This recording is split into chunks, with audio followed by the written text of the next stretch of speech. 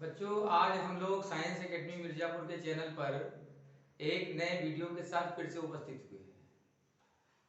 Last video में हम लोगों ने कक्षा 12 यूपी बोर्ड केमिस्ट्री के पेपर का पैटर्न जाना था कि पेपर में कितने क्वेश्चन आते हैं और कौन से क्वेश्चन से कितने नंबर के प्रश्न होते हैं। उसके पुराने वीडियो में, पहले की वीडियो में हम लोगों ने क्लास 12 के केमिस्ट्री के सिलेबस को जाना था।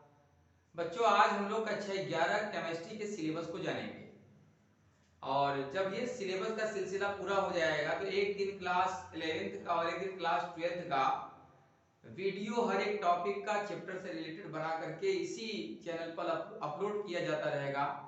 आप लोगों को अगर हमारा चैनल अच्छा लगे तो चैनल को सब्सक्राइब करिए, वीडियो को लाइक करिए, कमेंट करिए और अपने दोस्तों को हमारे वीडियो को शेयर करिए। ठीक है बच्चों, वीडियो शुरू करते हैं। तो आज जान रहे हैं केमिस्ट्री सिलेबस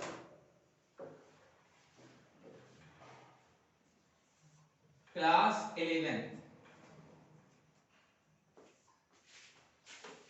क्लास 11th के केमिस्ट्री का सिलेबस यूपी बोर्ड का। ठीक, तो क्लास 11th में सबसे पहला जो चैप्टर है वो है रसायन विज्ञान के या रसायन विज्ञान की कुछ मूलभूत अवधारणा। रसायन विज्ञान की कुछ मूलभूत अवधारणा, इसको इंग्लिश में कहते हैं some basic concept of chemistry. Some basic concept of chemistry ये क्लास 11th के यूपी बोर्ड के केमिस्ट्री का सबसे पहला यूनिट है। इसके बाद दूसरा यूनिट है परमाणु संरचना। अब चाहे इसको परमाणु संरचना बोलिए या परमाणु की संरचना बोलिए, बात यही पड़ जाती है। इसको इंग्लिश में कहते हैं एटॉमिक स्ट्रक्चर। एटॉमिक स्ट्रक्चर या स्ट्रक्चर ऑफ एटम, परमाणु की संरचना।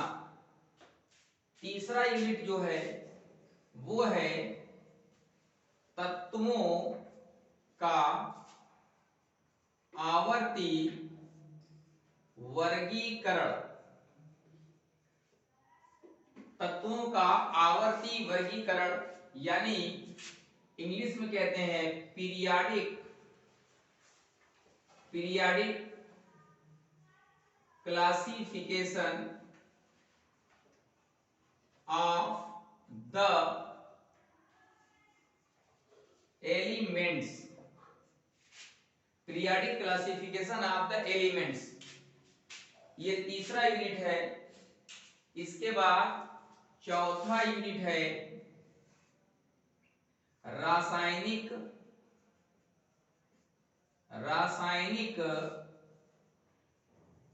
आबंधन एवं आणविक संरचना। इंग्लिश में कहते हैं chemical bonding and molecular structure. Chemical bonding and molecular structure, ये चौथा यूनिट है। इसके बाद पांचवा यूनिट है केमिकल थर्मोडायनेमिक्स। अच्छा, इसको केमिकल थर्मोडायनेमिक्स बोला जाए या केवल थर्मोडायनेमिक्स बोला जाए, हिंदी में कहते हैं उष्मा गतिकी। उष्मागतिकी यानी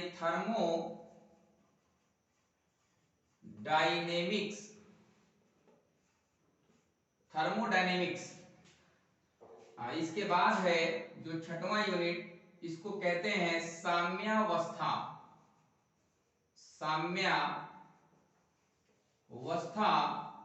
अंग्रेजी में कहते हैं इक्विलिब्रियम, EQUILIBRIUM, इक्विलिब्रियम, या इसी को रासायनिक साम्यावस्था भी बोला जाता है, इक्विलिब्रियम।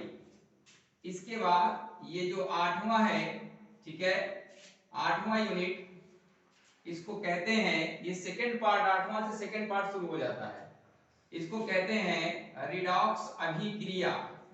रिडॉक्स अभिक्रिया,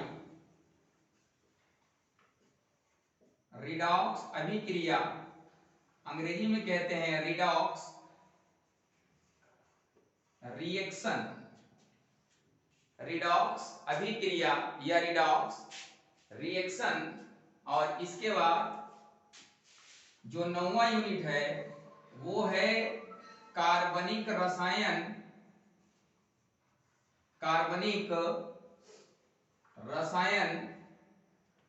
इसी को कहते हैं कुछ मूलभूत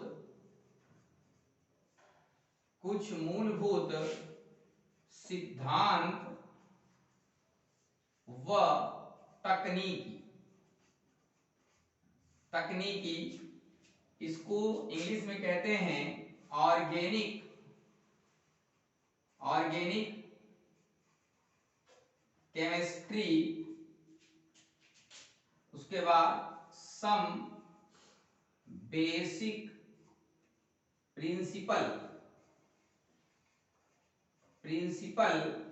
एंड टेक्निक।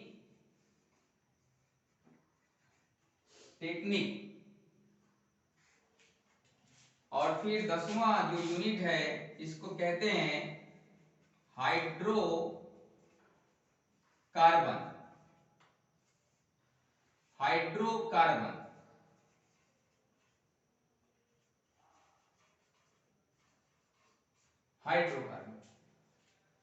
तो हम लोगों को कक्षा 11 के केमिस्ट्री के सिलेबस में ये 10 यूनिट पढ़ना है।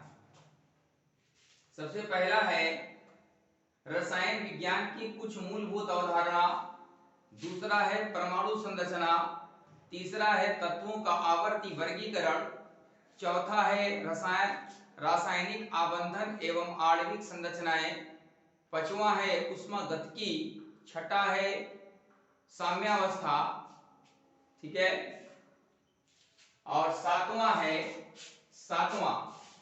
सातवां है रिडॉक्स अभिक्रिया, आठवां है कार्बनिक रसायन कुछ मूलभूत सिद्धांत एवं तकनीकी, और नौवां है हाइड्रोकार्बन। ये टोटल हम लोगों को 9 यूनिट, 10 नहीं बल्कि 9 यूनिट पढ़ना है, ठीक है। अब इस 9 यूनिट के केमिस्ट्री के पूरे सिलेबस में किस लेसन से कितने नंबर के क्वेश्चन आएंगे। तो ये जो पहला वाला रसायन विज्ञान की कुछ मूलभूत अवधारणाएं हैं, इनसे 7 नंबर का क्वेश्चन आएगा। 7 नंबर के क्वेश्चन इस यूनिट से आएंगे। और दूसरा परमाणु संरचना है, इस परमाणु संरचना से 8 नंबर के क्वेश्चन आएंगे। परमाणु संरचना से 8 नंबर के क्वेश्चन आएंगे। और तत्वों का आवर्ती वर्गीकरण है, ये तत्वों के आवर्ती वर्गीकरण से 7 नंबर का क्वेश्चन आएगा। रासायनिक आबंधन एवं आणविक संरचना से 7 नंबर का क्वेश्चन आएगा, ठीक। उसके बाद उष्मागतिकी से 6 नंबर के क्वेश्चन आएंगे, 6 नंबर का क्वेश्चन आएगा। साम्यावस्था से 8 नंबर का क्वेश्चन आएगा। रिडॉक्स अभिक्रिया से 7 नंबर का क्वेश्चन आएगा। और कार्बनिक रसायन, इससे जो ये चैप्टर है कार्बनिक रसायन कुछ मूलभूत सिद्धांत एवं तकनीकी, इससे 10 नंबर के क्वेश्चन आएंगे। और जो लास्ट वाला हाइड्रोकार्बन है, इससे भी 10 नंबर का क्वेश्चन आएगा। इनको टोटल हम काउंट करेंगे तो आ जाता है हमारा 70। ये 70 नंबर के पेपर का प्रारूप है। सिलेबस है, ठीक है, किस यूनिट से कितने नंबर के क्वेश्चन आएंगे। लेकिन बच्चों ये जो कक्षा 11 का सिलेबस है, हर विद्यालय में, हर स्कूलों में टीचर अपने अकॉर्डिंग चैप्टर को पढ़ाता है, तो अपने अकॉर्डिंग वो क्वेश्चन पेपर बनाता है। जैसे ये तो पेपर का प्रारूप है, टोटल जोड़ने में 70 आएगा, लेकिन होता क्या है, कुछ विद्यालय वाले अपना सिलेबस कंप्लीट नहीं कर पाते और पूरे साल भर के कोर्स में 5 यूनिट पढ़ा पाते हैं, तो वो 5 में 70 नंबर का पेपर बना के दे देते हैं। अब ये विद्यालय के टीचर पे डिपेंड हो जाता है कि वो कितना पढ़ा है, कितने में से देगा, और शासन की तरफ से जो आदेश है ये पूरा पूरा सिलेबस का है। तो ये 70 नंबर के पेपर का 70 नंबर के, ठीक है, चैप्टर वाइज कितने कितने नंबर से किस चैप्टर से आता है, किस यूनिट से आता है, ये आपके सामने है। बच्चों कक्षा 12 में जो हम लोगों ने पेपर का पैटर्न जाना था, ठीक है, उस पेपर के पैटर्न को यहाँ कक्षा 11 में भी लागू करना है। ठीक वही उसी तरीके से जिस तरीके से कक्षा 12 में केमिस्ट्री के पेपर में 7 प्रश्न आए थे, वैसे यहाँ पे भी 7 नंबर का प्रश्न आएगा। पेपर का प्रारूप तो यही है, पढ़ाने वाले अपने हिसाब से पढ़ा बैठते हैं। तो 70 नंबर का जो पेपर है, ठीक है, उस 70 नंबर के पेपर का प्रारूप वही कक्षा 12 में जिस तरीके से था वही 11 का भी रहेगा। कुल 7 क्वेश्चन आएंगे, जिनमें से पहले क्वेश्चन बहुविकल्पी रहेंगे 6 नंबर के, फिर दूसरे क्वेश्चन में 4-4 क्वेश्चन रहेंगे, तीसरे में 4-4, चौथे में 4-4, ठीक है, पांचवें में 4-4, छठे और सातवें में 2-2 क्वेश्चन रहेंगे 10-10 नंबर के। जिनको कक्षा 11 के पेपर के पैटर्न को देखना है, वो मेरे कक्षा 12 के केमिस्ट्री के पेपर के पैटर्न की वीडियो को देख ले, बस वही 12 के बजाय 11 कर लेना है आपको, पेपर का प्रारूप वही रहेगा। बच्चों अब इस सिलेबस के बाद हमारा जो नेक्स्ट वीडियो रहेगा वो कक्षा 12 के बायोलॉजी का सिलेबस क्या है और किस यूनिट से कितने नंबर के क्वेश्चन आते हैं, और कक्षा 12 के पेपर बायोलॉजी के पेपर का पैटर्न क्या, इसको भी हम लोग जानेंगे। जिन बच्चों को हमारे ये वीडियो पसंद आए, वीडियो को लाइक करें, शेयर करें, कमेंट करें, अपने दोस्तों को भी इसके बारे में बताएं। बहुत बहुत धन्यवाद।